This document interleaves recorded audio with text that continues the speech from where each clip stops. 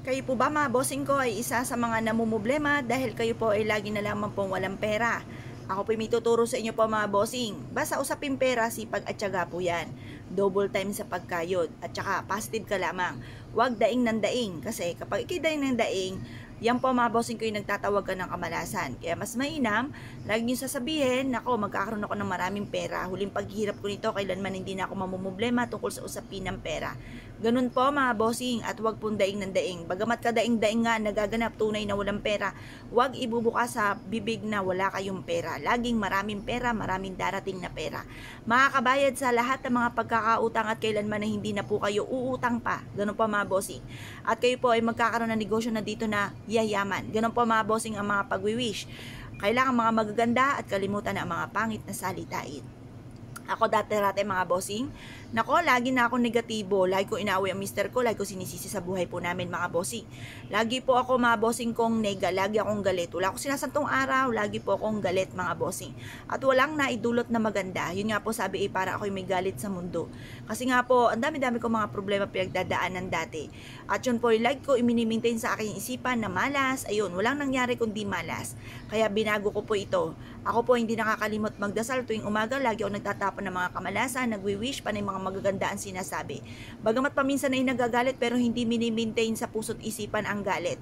Isang bigla ang galit tapos na maya-maya makalipas lang ng ilang minuto, magkakape lang ako, titimplahan ako ng pamilya ko ng kape, okay na po ako mga bossing. Yung mga ganon kasi dati mini-maintain ko sa isipan ko, naku wala akong pakalang kahit magalit ka sa akin, yung mga ganyan mga bossing. Pero hindi naman pwede na ipiplease mo yung sarili mo. Basta pag ikaw po ay sa isipan mo hindi ka galit sa kanya, pag nakita mo siya, binati mo siya, wala kang sama ng loob, nasa inyo naman ang pagpapala. At huwag isipin ng isipin po yun, magiging okay din ang lahat. Ngayon pa mga bossing, kasi kaya ako sinasabi muna, kasi minsan hindi natalab yung mga kahilingan kapag po ang sitwasyon ay daing ka ng daing, hindi mo binabago sa inyong pag-uugali yung mga ganon. Kaya kailangan baguhin po natin. Kahit kadaing-daing pamumpuyan mga bossing ko, ay wag yung sasabihin dahil nagtatawag kayo ng kamalasan. Ngayon pa mga bossing, ito po yung ating bawang. At ganoon din syempre ang ating pong tubig. Magwi-wish po tayo na mula sa ating pong puso. Sabihin po natin sa pamamagitan nito ay magtutuloy-tuloy na ang pasok ng swerte. Lahat ng mga pangarap ko ay matutupad at kung ano man mga pagsubok ko pinagdadaanan, ito'y pagdadaanan ko lamang at hindi ko tatambayan. Ganun po mga bossing ang pagwi-wish.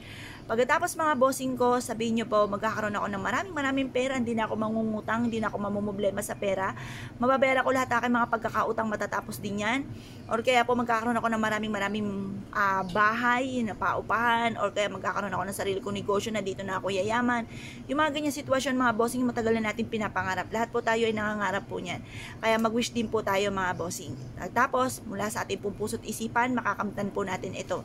Pagtapos ihulog nyo po siyang ganyan mga bossing, at hayaan nyo lamang po siya dyan. Basta i-maintain na malinis ang ating pong tubig at yung ating bawang kailangan laging sariwa. Kapag po ito'y natuyo na, itapon nyo po yan. Kapag yung ating tubig naman ay parang madumi na, ang daming mga latak, itapon nyo rin po yan mga bossing at yan po ay makakatulong upang sa ganoon magtuloy-tuloy ang swerte po natin. Mga pagsubok na yan, pagdadaan na lang po natin yan at hindi natin yan tatambayan mga bossing. Ngayon pa mga bossing, kung kayo pinaniwala at nais po itong gawin, huwag na po kayo magpatumpik-tumpik pa. Subukan nyo po ito, proven po ito na napakaswerte. Basta positive ka lamang, makakamtan natin lahat ng ating mga pinapangarap sa buhay. At yan po mga bossing ko, ipagdadaan na lang po natin at hindi natin tatambayan.